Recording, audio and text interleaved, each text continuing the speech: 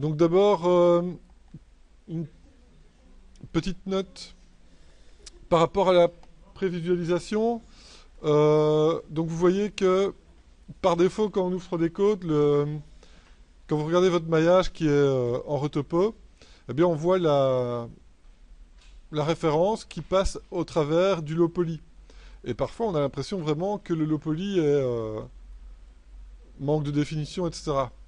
Pour améliorer l'affichage, vous mettez le bias ici à 10, c'est-à-dire c'est le maximum.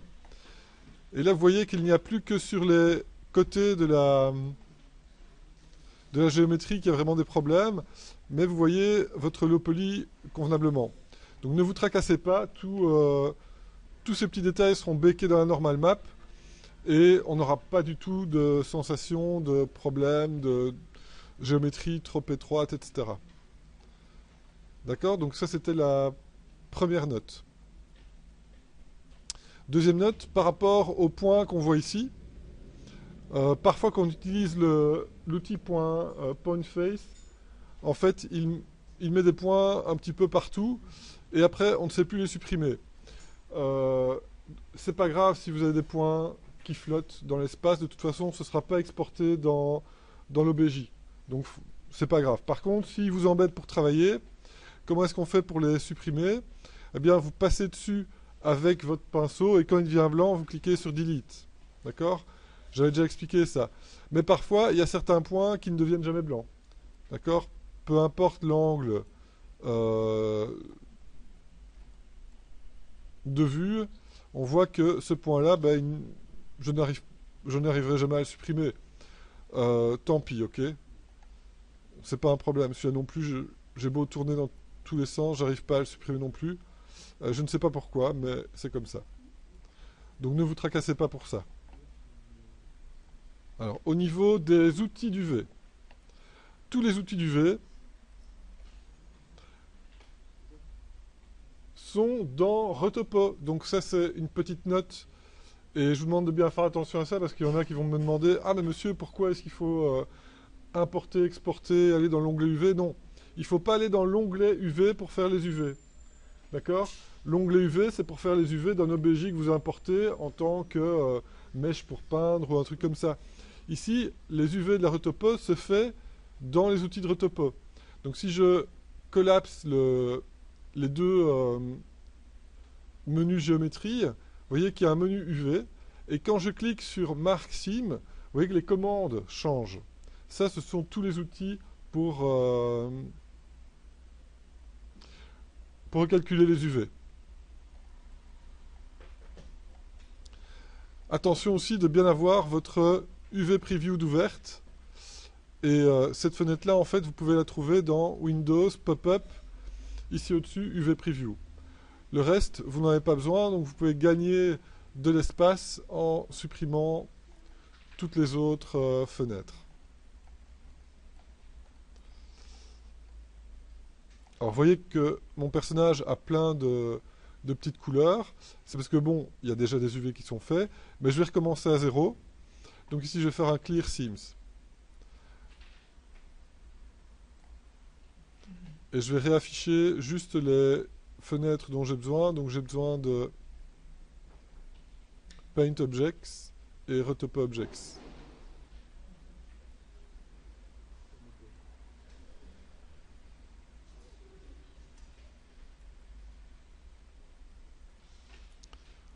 Ok, et sur chaque retopo, je vais faire un Clear Seams pour recommencer à 0.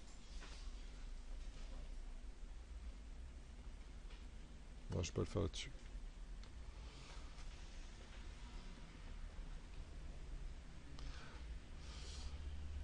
Petite différence. Oui. Ici, vous voyez que j'ai fait des changements aux UV, mais que les UV dans l'UV Preview ne sont pas encore modifiés. Pourquoi? Parce que pour appliquer les changements qu'on a fait, eh bien, il faut cliquer sur Unwrap. D'accord? Et là, on voit les changements réels. D'accord? Donc là, c'est plus ou moins là où vous en êtes. C'est-à-dire qu'il n'y a pas d'UV sur vos personnages, sur vos retopos.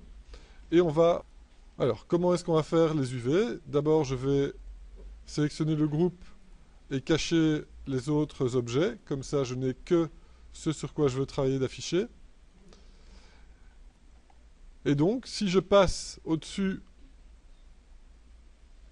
donc quand j'ai Mark Sims qui est sélectionné, quand je passe au-dessus de mon modèle, eh bien, il me montre le résultat de ce qu'il peut faire comme dépliage pour le moment. Ben, pour le moment, comme il n'y a pas de couture d'UV, ben, il ne sait pas faire grand-chose de propre. Et on va commencer, par exemple, par la botte. Alors, comment est-ce qu'on coupe des UV? Comment est-ce qu'on marque des coutures d'UV? Eh bien, avec Mark Sim, on peut cliquer sur les edges et indiquer une couture d'UV. Quand c'est en vert clair, ça veut dire que les UV sont coupés. Ok, et on peut faire tout le tour de la semelle. Maintenant, pour aller plus vite, il y a Shift qui permet de faire des rings. Et là, vous pouvez faire un ring complet. Un ring ou alors s'arrêter à une bordure d'UV déjà existante. Donc ça, c'est avec Shift. Et vous voyez que quand il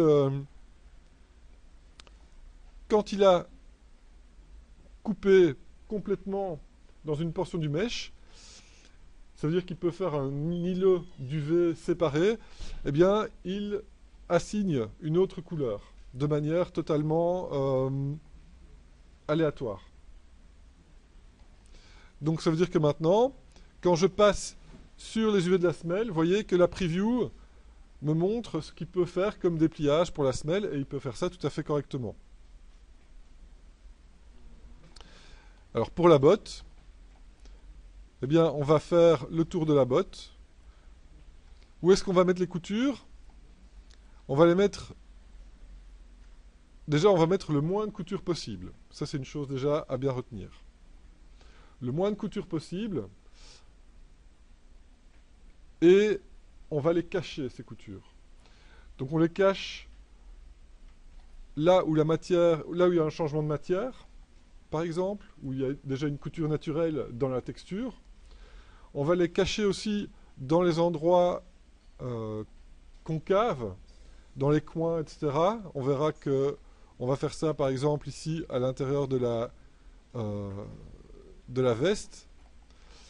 Et alors, on va cacher les coutures aussi à l'intérieur des jambes, à l'intérieur des bras et à l'intérieur des pieds. Donc, on ne va pas couper ici au milieu de la jambe, on ne va pas couper à l'extérieur. Si on doit couper, on coupera ici à l'intérieur. D'accord? Donc, ça, ce sont les règles de base pour la couture du V.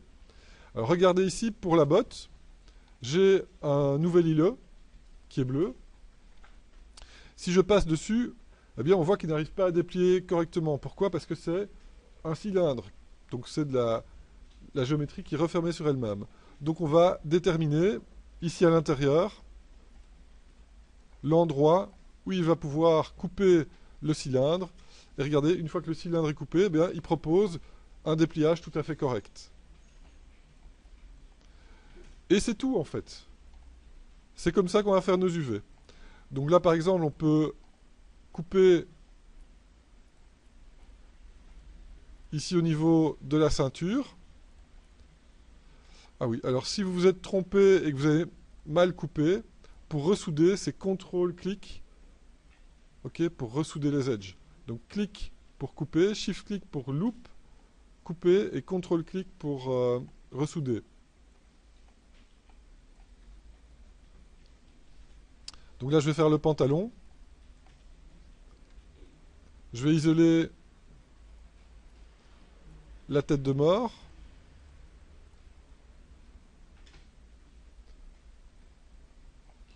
Et puis je vais faire un shift-clic ici à l'intérieur pour revenir jusqu'en bas. Et là, le pantalon est complètement déplié avec la ceinture. Ok, qu'est-ce qu'on voit? Ben, on voit qu'au niveau du pantalon, c'est bon. Au niveau de la tête de mort, c'est bon aussi. Petite remarque, vous voyez que je commence par faire les UV sur une moitié, avant d'avoir soudé. Vous pouvez faire les UV sur la totale, il n'y a pas de souci, mais vous gagnerez du temps si vous faites une moitié et puis vous faites le mirror. Je vais reparler du mirror, donc on refera ça ensemble. Pour souder, Pour la jaquette, pour la veste, on voit qu'il y a une grosse bordure ici, donc on va couper ici à l'intérieur de la bordure avec Shift pour faire des loupes complets et couper ici à l'intérieur du col. Et une fois qu'il a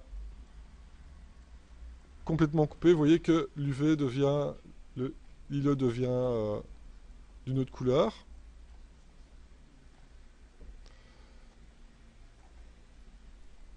Et pour la tête, je vais couper ici dans le creux du cou, couper à l'arrière de l'oreille,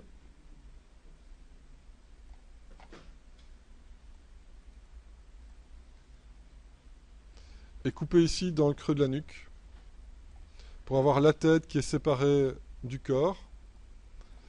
Et alors ici, il me fait un truc un peu spécial pour le cou. Et donc là, je vais prendre la plus petite section et couper ici pour me simplifier la vie au niveau du cou.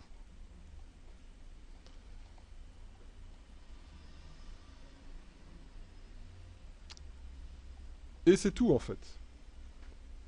Donc là, j'ai placé toutes les coutures sur la moitié du corps. C'est tout. Et maintenant, regardez bien. Donc on a placé les coutures là où on le souhaitait. Maintenant, pour mettre le moins de couture possible, regardez, on peut aussi ressouder des bouts entiers. Donc là, j'ai le pantalon, là, j'ai la botte. Et bien, avec CTRL et SHIFT, je viens ressouder la botte.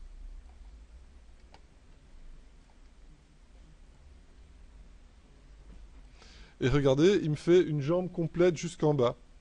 Donc vous pouvez vraiment souder le plus possible vos objets. Est-ce qu'on peut... Bon, maintenant, si vous avez des îlots d'UV trop grands, ça va être dur de les mettre dans une texture carrée de 2048, etc. Donc, bon, là, le corps, le dessus du corps, je ne vais pas le souder. Mais ici, pour la botte, ce sera beaucoup plus simple. Donc là, pour le moment, si je passe sur chaque élément indépendamment, eh bien, on voit le résultat d'un preview. Maintenant, très important, pour appliquer vraiment les UV, vous cliquez sur Unwrap ici. Et là maintenant, les UV sont appliqués aux mèches. Alors qu'est-ce qu'on voit? On voit qu'on a la jambe, et là on a le bras qui n'est pas encore déplié. Et donc c'est ça qu'on va déplier par la suite.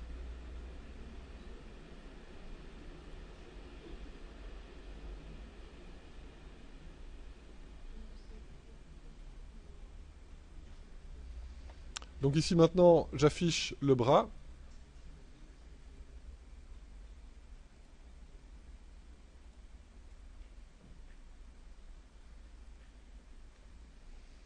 Et là, vous allez voir que ça va prendre rien de temps. Donc en quelques clics, vos UV sont totalement dépliés. Même des mains qui sont pleines de doigts, finalement, c'est assez rapide.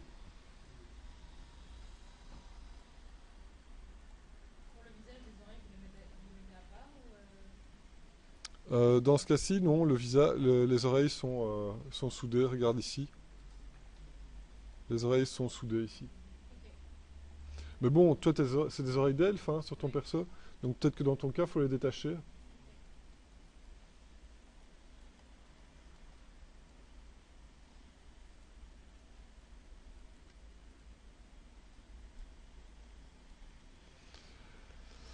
Alors une astuce ici pour les doigts. Vous venez faire les... Est-ce que vous voulez bien? Oui. Donc vous cliquez sur le bout des doigts pour marquer juste là où les edges doivent s'arrêter. Là où les coutures du V doivent s'arrêter.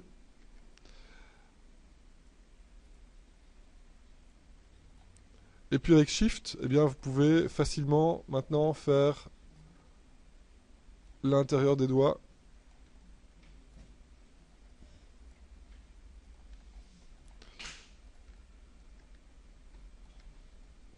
Donc vous voyez que ça va très vite.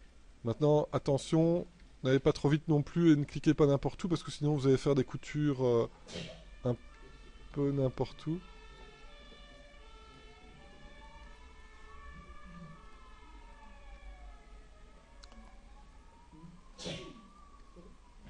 À tes souhaits. Tu seras enregistré, tiens. Et voyez, ce que je vous propose de faire, en fait, c'est de déplier la main comme ceci. C'est-à-dire qu'on a l'intérieur et l'extérieur qui sont dépliés, mais le petit doigt est soudé sur l'extérieur, ce qui fait que la paume et l'extérieur de la main sont soudés le long du petit doigt. Il y a quelque chose qui aurait pu prendre beaucoup de temps à faire dans Max ou Maya avant, mais vous voyez qu'en quelques clics, c'est fait ici. Si je clique sur Unwrap maintenant, eh bien, vous voyez qu'il a complètement tout déplié.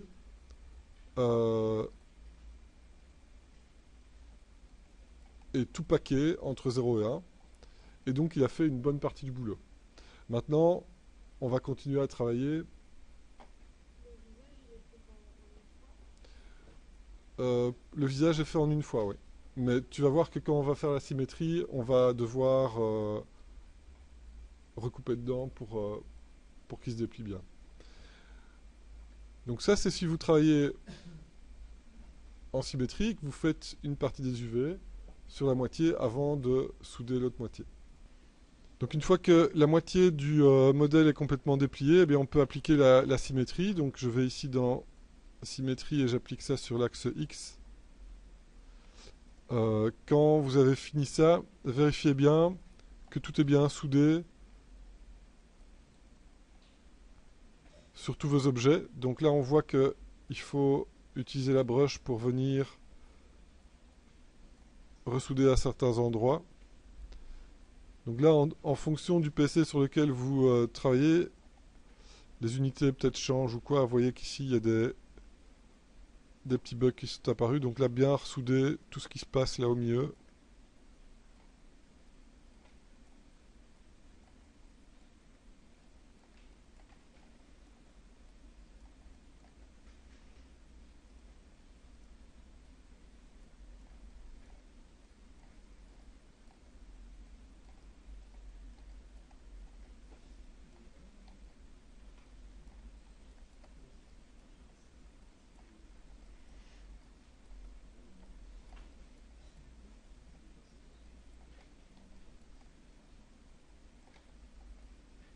Parfois, il faut bien zoomer pour bien voir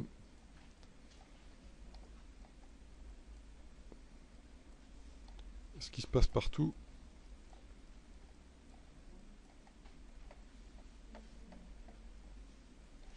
OK. Et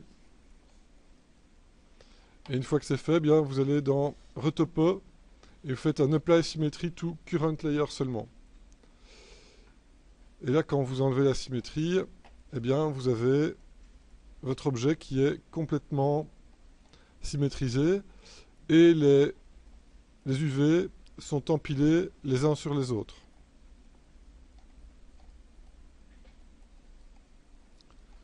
Ok, le bras, on va le laisser seul et on va faire aussi la symétrie du bonnet ici.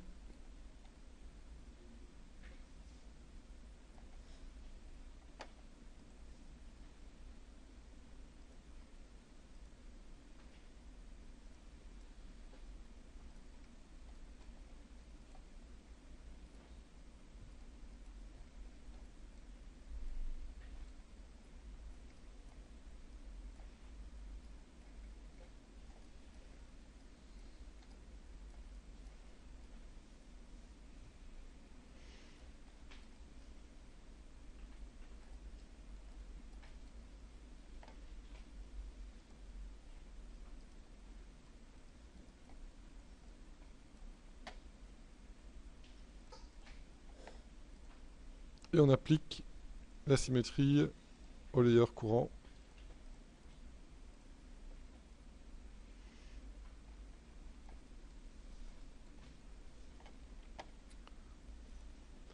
Donc au niveau des couleurs, je rappelle, le rouge pour le ratio, le bleu pour la distorsion.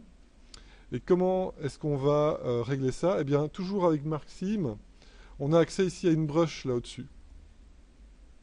Ok.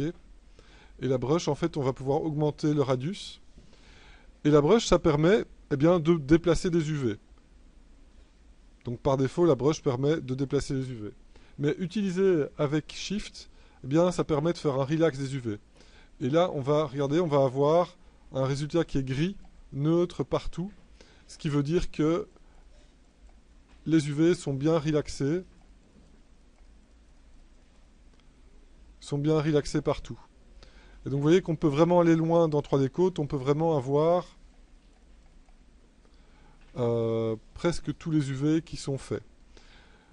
Alors comment utiliser la brush move? Ben justement ici, on a un overlap.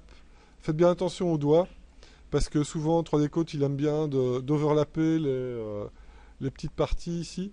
Donc là on va prendre un petit pinceau et on va aller modifier la position des doigts pour ne pas qu'il y ait d'overlap et pour qu'il y ait un petit espace en plus entre les UV des doigts en fait, des contours des doigts. Et une fois que c'est fait, vous prenez votre gros pinceau et avec Shift vous venez d'étendre les UV pour refaire ça correctement. Donc clic droit pour changer la taille du pinceau.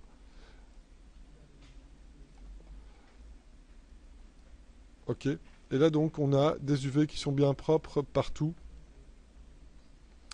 Et donc on a été le plus loin possible dans 3D Coat.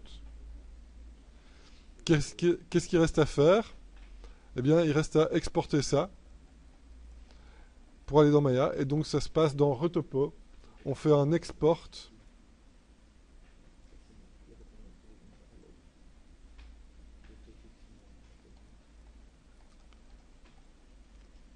Ok, donc c'est dans Retopo Export. Moi ici, il va pas vouloir le faire. Parce que je suis en démo sans doute.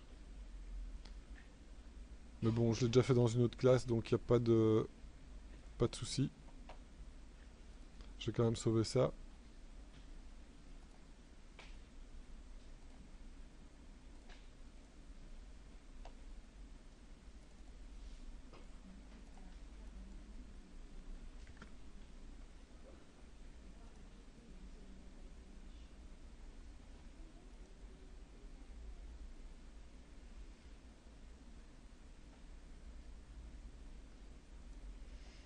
Alors je sais pas pourquoi je n'ai pas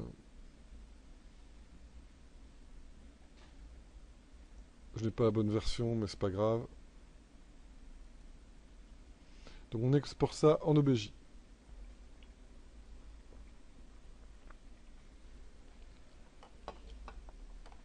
Donc je vous propose d'ouvrir le fichier qui se trouve dans ressources.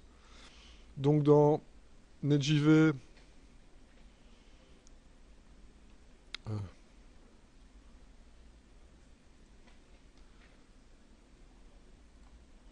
donc il y a un fichier Maya qui s'appelle, dans ressources, qui s'appelle characproto underscore skin. Retenez bien ça, parce que c'est à partir de ce fichier-là qu'il faut importer votre retopo.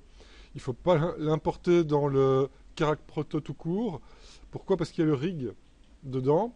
Ça, c'est pour les animateurs. Ok. Et il n'est pas en bind pose à la frame 0. Donc si vous importez votre retopo là-dedans, il risque d'y avoir un décalage au niveau de la tête, au niveau des mains, etc. Donc prenez bien le characproto underscore skin comme fichier de départ. Et donc c'est le fichier skinné du personnage proto qui a servi à faire donc la petite démo que vous avez vue dans Unity. Donc qu'est-ce que ça veut dire? Ça veut dire que c'est à ce squelette-là que vous allez devoir skinner votre personnage. Donc on va travailler dans ce fichier-là. Donc première chose qu'on fait, c'est File, Import, et on va importer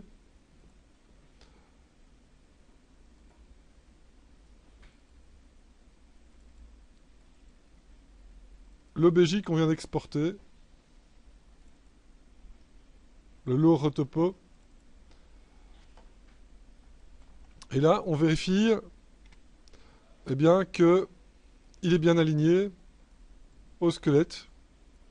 On regarde là au niveau des pieds, on regarde au niveau des mains, on voit que les doigts sont alignés. Et une fois que c'est bon, ben on peut virer le personnage de base, donc l'ancien mesh, pour vérifier ça ici. Donc si vous avez suivi la filière comme dans la vidéo, il n'y a aucun problème, vous n'aurez pas de problème d'échelle, les doigts seront bien placés, les pieds seront à 0. Ok. Donc là, il ne devrait pas y avoir de souci à ce stade-ci. S'il y en a, il faut m'appeler. Alors, aussi, vous voyez que ici j'ai un truc qui s'appelle l'Heads Up Display, qui permet de voir le tree count. Alors comment afficher ça? Ben, vous allez dans Display, Heads Up Display, Polycount, et vous cochez l'affichage du polygone, et vous pouvez aller dans la petite box pour dire ce que vous voulez comme affichage. Donc ici ça permet de vérifier le nombre de triangles sur votre mèche principale. Donc pour moi, ce sont les deux bras. Donc je vais dupliquer le bras. Donc CTRL D pour dupliquer et un scale -1 temporairement. Juste pour vérifier ici, au niveau du tricount, je suis bien entre 3000 et 3500. Pourtant, il n'y a pas encore les yeux. On va voir qu'on va s'occuper des yeux.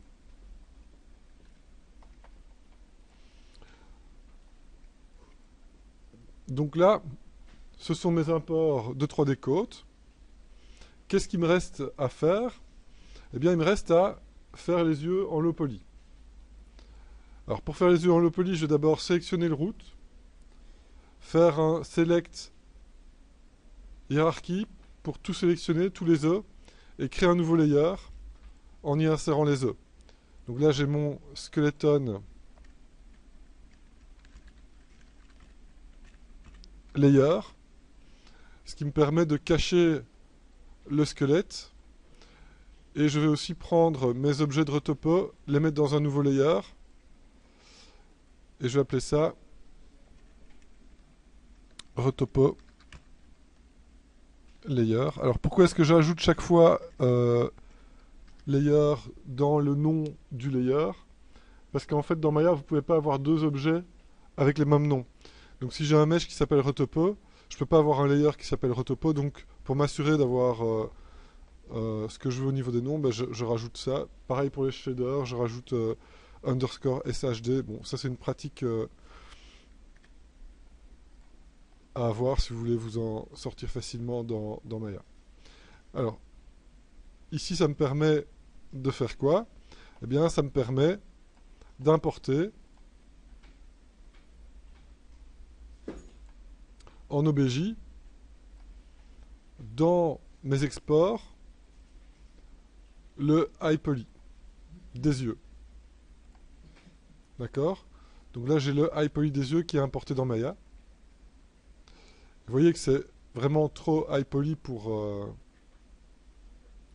Maya. Donc on va faire la version low poly. Pour ça, c'est assez simple. Je vais tout cacher, sauf ceci. Me mettre en vue de face. Et en vue de face, je vais créer une polygone primitive sphère en interactive création. Donc je coche la création interactive. Et maintenant, quand je crée la sphère, eh bien je peux la placer directement au bon endroit.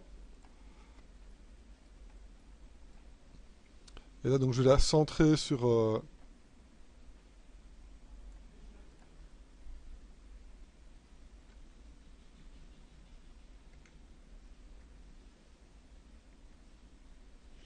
je vais la centrer sur la référence. Et voilà, essayer de trouver la bonne taille ici dans les attributs. Donc là, dans la vue de face, je la place de face. Et dans la vue de profil, eh bien, je vais la placer correctement de profil.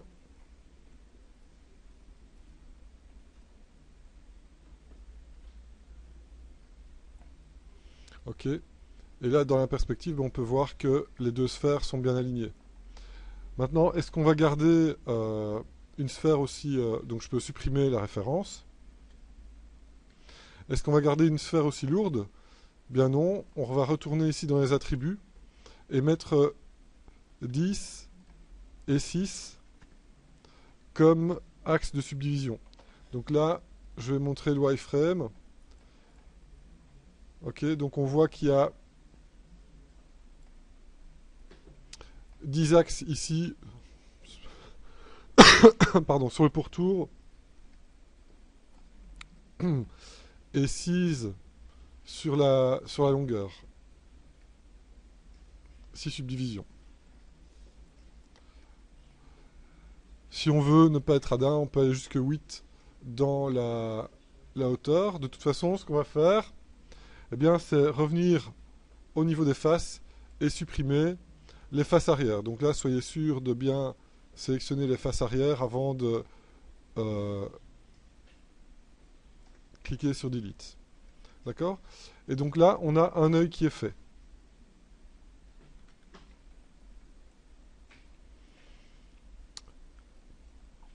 Et avant de le dupliquer et d'en créer la symétrie, eh bien, on va faire les UV. Pour faire les UV, rien de plus simple, on va dans Windows et on va chercher l'UV Editor. Ça, ce sont les UV actuels. Et on va donc dans le menu Modeling, dans UV, et on va assigner un planar mapping, et on va faire un base plane, et on clique sur Apply. Et là, vous voyez qu'il a fait un mapping de face directement. Maintenant, ce qu'on peut faire pour que ce soit encore mieux, on prend les UV, et on regarde où est la ligne du dessus. Donc la ligne du dessus, elle se trouve ici. Donc là, je sais bien que je dois faire une rotation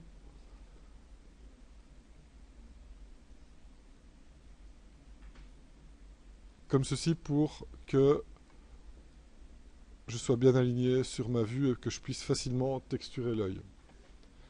D'accord? Voilà. Donc on a peu de distorsion sur le centre de l'œil. Là, on va mettre la pupille, l'iris, etc. Et on aura plus de distorsion sur les bords, mais on s'en fout puisque là, ce sera une couleur uniforme ou un léger dégradé. Donc voilà pour les UV les UV de l'œil. Et maintenant qu'un œil est fait, eh bien pour faire l'autre œil, on va simplement dupliquer l'objet. Donc pour ça, c'est CTRL-D pour le dupliquer. Vous voyez qu'il est dupliqué dans l'outliner. Et on va le faire passer de l'autre côté de l'axe en mettant moins ici au niveau des coordonnées en X. Et là, on a bien les deux yeux qui sont bien placés. Comme ils étaient bien placés dans ZBrush, eh bien, ils sont bien placés aussi par rapport au low poly.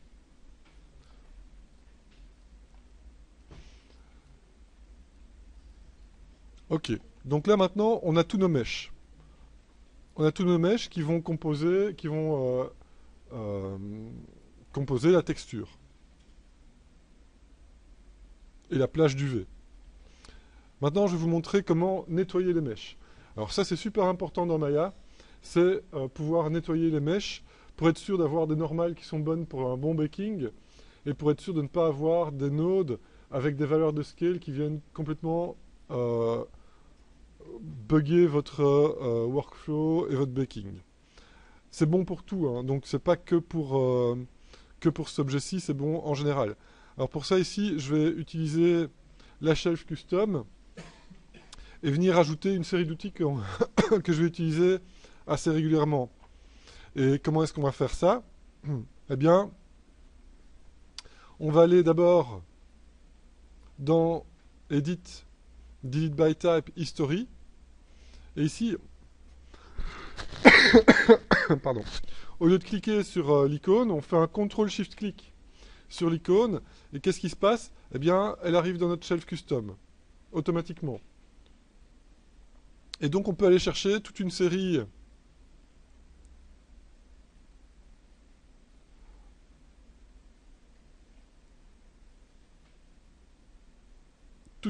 d'outils.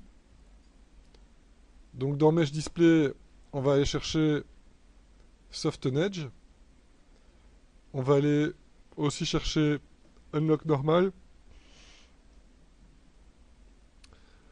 Pour plus tard, on va prendre Harden Edge. Et alors dans Edit, dans Modify, on va prendre aussi le Freeze Transform en regardant ce qu'il y a dans la petite boîte. Ça c'est bon. Donc ici je vais rajouter le Freeze Transform avec ces paramètres-là. Avec le bouton du milieu, vous pouvez bouger les icônes pour qu'elles soient dans l'ordre que vous souhaitez.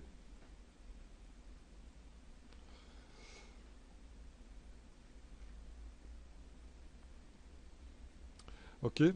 Et comment est-ce qu'on va nettoyer les mèches? Eh bien, on va prendre tous les mèches importés et tous les mèches tout court. Donc tout ce qu'on a importé, tout ce qu'on a créé, etc.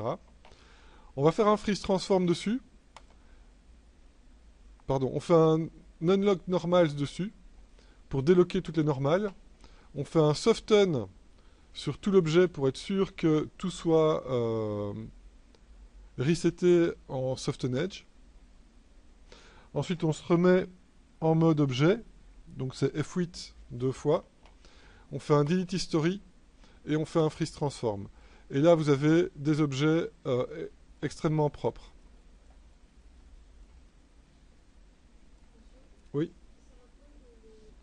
Maintenant, on a tous nos objets qui sont resetés, qui sont prêts à être noirpés. On peut les sélectionner tous et aller dans Windows, UV Editor. Et là, on a ce qu'on a actuellement comme page d'UV. Avec les yeux, avec tous les éléments, avec les jambes que j'aimerais bien remirrorer, etc. Donc pour le moment, c'est pas du tout final, c'est vraiment du temporaire. Alors comment est-ce qu'on fait pour faire des UV proprement? Eh bien, on va utiliser un checker. Alors, comment assigner un checker au modèle? Eh bien, on va aller dans Windows, Rendering Editor, et on va chercher l'Hypershade.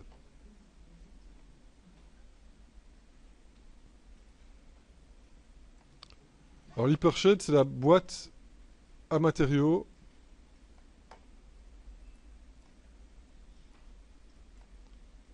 Bon, il n'y a peut-être pas beaucoup de résolution, mais on va en tirer le maximum quand même. Donc c'est la boîte à matériaux qui va permettre de créer le shader. Alors, on va créer un nouveau shader. Pour ça, on va aller ici dans Mental Ray et on va cliquer sur Blinn. Quand on clique sur Blinn, on voit qu'il y a un nouveau Blinn shader qui apparaît ici dans la boîte à matériaux.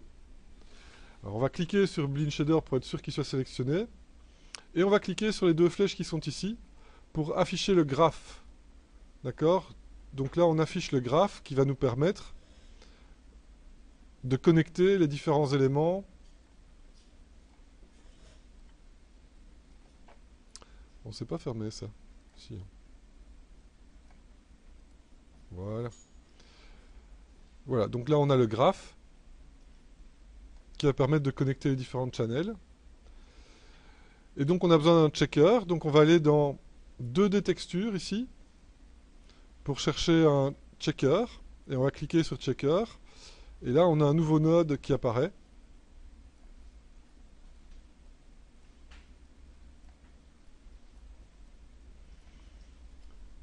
Et on va connecter le outColor du node de checker au color du node de Blinn.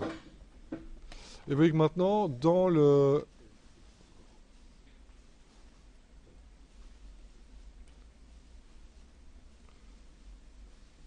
l'éditeur de matériaux, il y a le checker qui est affiché. Alors comment est-ce qu'on va assigner ça au modèle? Eh bien on va sélectionner tous nos objets et on fait un clic droit sur le shader et on fait Assign Material to Selection. Maintenant, pour afficher la texture correctement,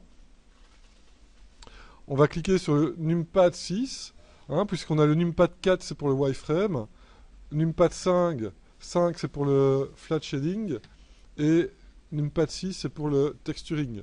Maintenant, on voit qu'au niveau de la qualité de l'affichage de la texture, c'est pas optimal non plus, donc on va aller dans Renderer, ici au-dessus, et on clique sur Legacy High Quality Viewport.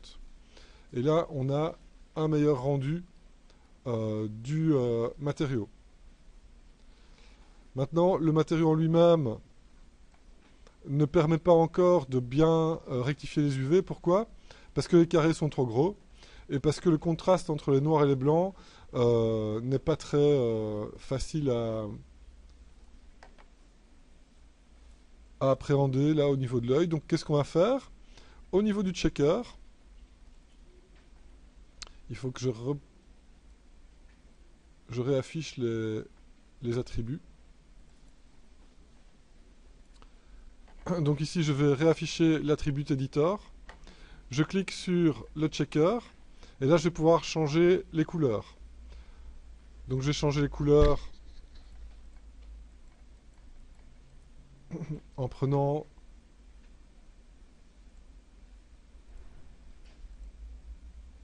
un bleu clair et un bleu foncé. Ok, donc là on voit la répercussion.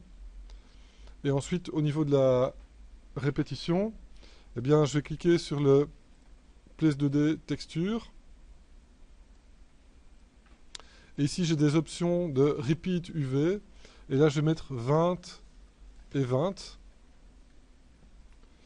Et là, on voit maintenant que la répétition permet de mieux afficher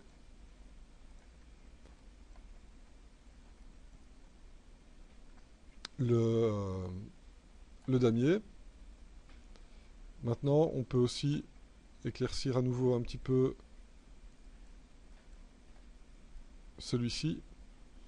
Et dans les options de Bleed, on peut baisser un peu la spécularité et augmenter un petit peu l'ambient color pour avoir un meilleur feedback au niveau des UV. Ok, donc là, vraiment avoir son shader custom pour pouvoir bien afficher ses UV, son checker et voir ce qui se passe concrètement, c'est assez important pour le feedback. Ou aussi, Xavier Mossou, spécial dédicace, Xavier Mossou. Je crois que c'est enregistré, tiens. Voilà. Damien Vervoort, spécial dédicace aussi. Cécile Grain. Gauvin. Boïché. Boiché. Boiché. Boiché. Ça va les gars? Oui, ça va.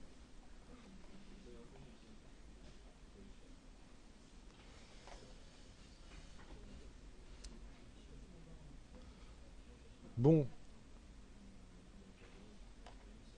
Donc, une fois qu'on a tout préparé, on va dans Windows UV Editor. Et c'est là qu'on va jouer. Non, on va pas jouer. On va d'abord... je vais y arriver, je vais terminer cette vidéo sans problème. Donc je me mets en mode UV. Et vous voyez, quand je sélectionne les UV, en double-cliquant, il y a moyen de sélectionner l'échelle. Néanmoins, c'est assez embêtant, d'accord, de devoir faire ça. Donc on va utiliser une contrainte de sélection. Donc dans Select, je vais utiliser les contraintes. Donc Select Use Constraints. Et ici, en mode UV, je vais mettre la propagation au shell. Et donc, qu'est-ce qui va se passer maintenant? Eh bien, à chaque fois que je vais sélectionner un point avec un clic et un drag, eh bien, je sélectionne la shell complète. Donc ça, c'est très utile pour faire des UV.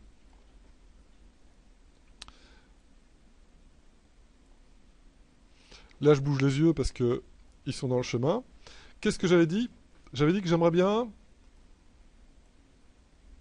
réempiler les jambes les unes sur les autres dans mes UV. Donc je vais sélectionner l'échelle d'UV. Avec clic droit ici, je fais une conversion aux faces. Et là, je vais faire un extract pour séparer les objets. Alors, extract, ça se trouve où? C'est dans Mesh. Dans Edit Mesh, pardon. Extract, petite boîte. Et là, on veille à ce que ceci soit coché. OK. Et regardez ce qu'il a fait. Il a fait un groupe avec dedans les deux objets extraits et, et avec un transform. Bref, il a complètement salopé notre belle scène. Donc qu'est-ce qu'il faut faire pour nettoyer ça?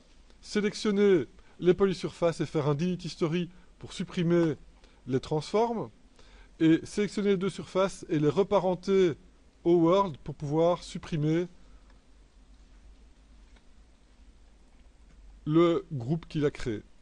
D'accord? Et là maintenant, on a bien une scène bien propre. En règle générale, donc toujours garder une scène bien propre, toujours bien cleaner vos objets chaque fois que vous faites des extracts, des combines, etc. D'accord? Donc, qu'est-ce qu'on va faire maintenant? Au niveau des UV, on a les deux jambes. On va supprimer la jambe qui est à gauche de l'écran. Donc je me remets en mode UV. Toujours avec l'échelle, je sélectionne la jambe de gauche et la semelle de gauche. Vous ne trompez pas, hein. Si vous prenez la semelle de droite, ça va commencer à poser des problèmes. Donc la jambe de gauche qui est à gauche de l'écran et la semelle aussi. Clic droit, select, on convertit en face et on clique sur delete. Et là donc on a une jambe unique avec les bons UV. Comme j'ai fait pas mal d'opérations dessus, je vais faire un delete history. Alors comment maintenant va-t-on remirorer la jambe?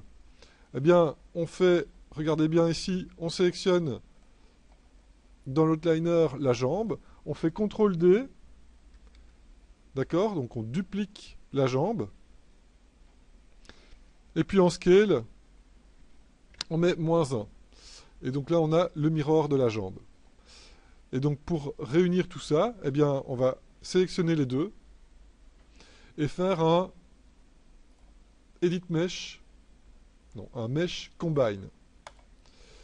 Et là maintenant, il a combiné les deux éléments, et regardez, quand il a combiné, il a encore fait des crasses dans mon outliner, et donc je vais refaire un delete history pour cleaner les crasses. D'accord? Donc quand on fait un extract, il faut faire un delete history et puis déparenter du groupe pour supprimer le groupe. Quand on fait un combine, on fait juste un delete history et il supprime les groupes et les transforme supplémentaires. Alors attention, on a fait un combine, mais c'est pas pour autant qu'on a soudé. Alors comment débugger des objets soudés ou non soudés? Eh bien, on va aller dans Display, Polygone, et là je vais faire un CTRL-SHIFT sur Border Edge pour avoir ma petite icône de Border Edge ici.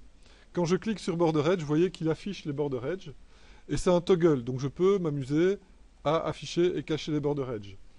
Alors, les Border Edge qu'il y a autour de la ceinture, c'est normal. Par contre, ceux qu'il y a sur les points de la symétrie, c'est pas normal. D'accord? Donc je dois souder ces points-là. Pour souder ces points-là, bien je me... Je veux pas. Donc je me mets en mode vertex avec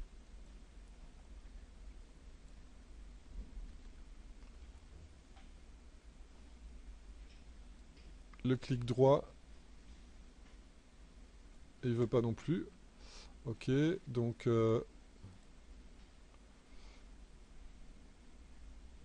ah voilà, ici, vertex. On sélectionne les vertex du milieu. Et là, on va les souder. Donc là, je vais dans Mesh, pardon, Edit Mesh, Merge, petite boîte là. Et là, on met une valeur assez basse. Et regardez ce qui se passe quand je clique sur Apply. Eh bien, le border edge ici a disparu. Ça veut dire que c'est bien soudé. D'accord? Donc c'est vraiment un moyen pour bien débugger votre objet. Alors attention, c'est pas fini, puisque maintenant, ok, j'ai soudé, tout était en objet smooth avant que je ne soude, mais le problème c'est que quand on soude, vous voyez qu'il crée un hard edge. Il faut pouvoir débugger ça aussi. Comment est-ce qu'on va débugger ça? Eh bien, dans Display Polygone, on va aussi afficher les Soft Hard Edge. Donc avec CTRL et SHIFT, je les mets dans mon trail. Et Standard Edge. D'accord? Donc là, j'ai Soft Hard Edge, ce qui me permet de voir les Hard Edge. Donc les Soft Edge sont en pointillé, les Hard Edge sont en edge normaux, et les Border Edge sont en edge double. Donc là, je peux vraiment bien débugger mon objet. Et là, pour corriger ça, eh bien, je vais resmousser tout encore une fois. Et puis faire un delete history. Et là, je peux me remettre en standard, enlever le border edge. Je suis sûr d'avoir un mesh qui est bien clean. Donc voilà comment avoir maintenant les deux jambes qui sont superposées au niveau des UV. Donc j'ai bien, je vais me remettre en shell. J'ai bien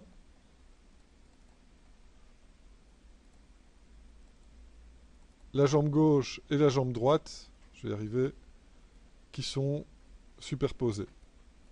Ok? Qu'est-ce que ça veut dire? Ça veut dire que j'ai quelque part libéré de la place. Donc quand je reprends maintenant tous mes objets, eh bien on voit que j'ai de la place maintenant et je vais pouvoir un petit peu mieux jouer avec ça. Alors première chose que je vais faire, eh bien c'est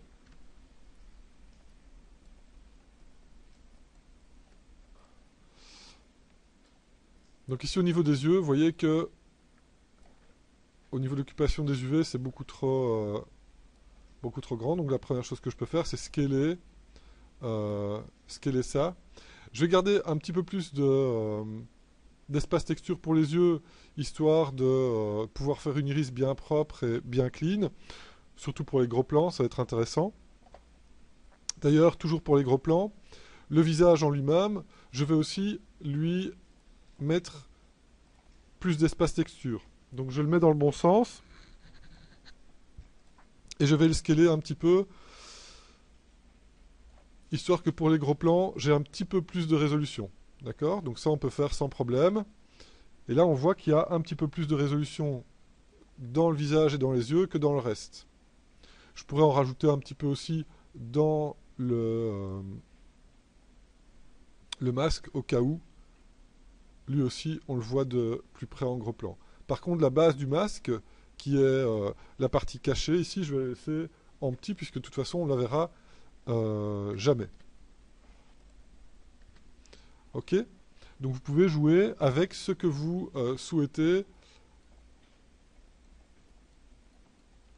qui prenne plus d'importance dans la page de texture. Une fois que c'est fait, eh bien, vous sélectionnez tout, vous mettez en mode UV, toujours en shell. Et ce qu'on va faire, c'est enlever tous les petits trucs et les mettre là au-dessus. Donc toutes les petits îlots d'UV, on les mettra après. D'accord? Donc on peut retirer ça sans problème. Et les moyens, on va les mettre sur le côté de l'autre côté. Et là, on a trois types d'îlots. On a les gros, les moyens et les petits. Et on va commencer par les gros et essayer de faire le plus beau puzzle avec les gros morceaux. Alors si ça vous gêne de voir le checker, vous cochez ici l'icône pour cacher le checker. En plus, ça rame un petit peu moins. Et là, donc, on va placer les gros morceaux, les uns à côté des autres, pour essayer de trouver un arrangement idéal pour ceux qui aiment faire les puzzles. C'est vraiment extrêmement reposant de faire des UV. Pour ceux qui n'aiment pas faire les puzzles, c'est extrêmement énervant de faire des UV.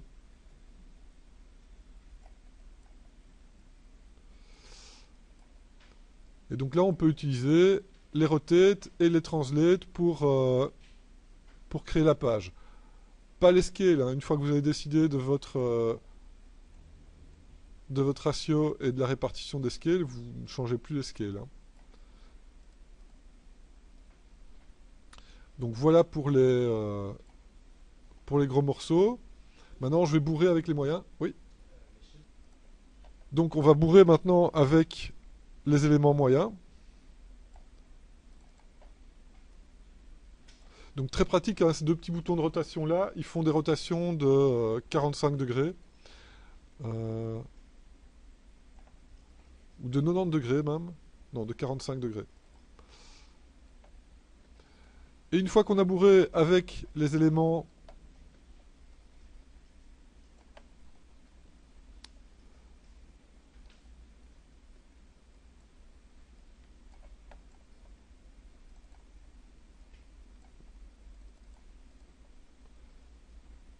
moyens, il faut que ça rentre évidemment.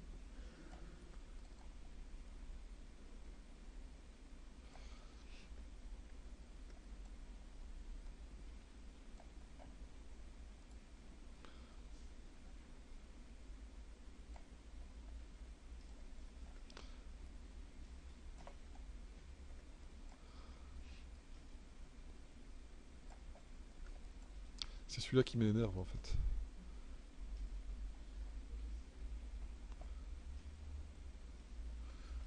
Je vais le mettre autre part.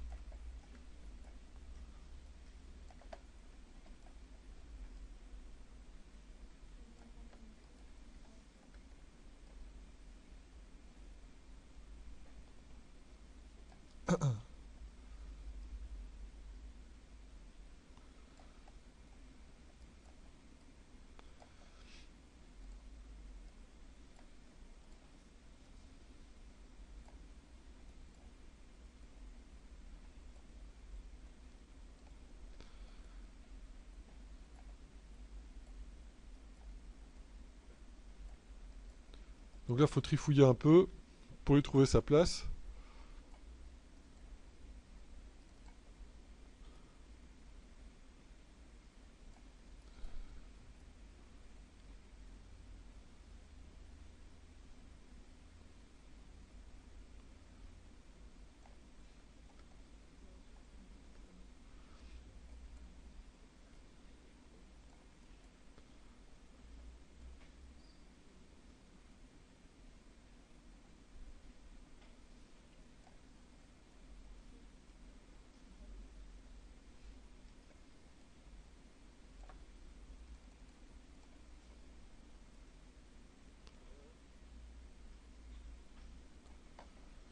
Bon, ça va faire une vidéo d'1 heure finalement, rien que pour faire les UV.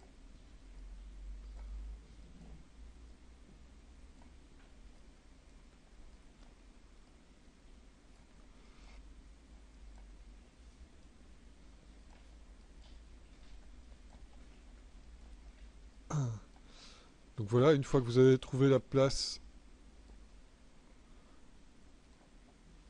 pour tous les moyens objets, eh bien, on va bourrer avec les petits objets. Donc avec l'œil, avec la tête de mort, avec l'intérieur de la cagoule qu'on peut mettre en petit là dans le fond. De toute façon, ce sont des faces cachées, donc pas besoin de mettre trop de texture pour ça. Et la semelle. Voilà. Et là, on a notre page d'UV finale. Alors pourquoi est-ce qu'on laisse des gros espaces entre les différents éléments? Qu'est-ce qui sait ça?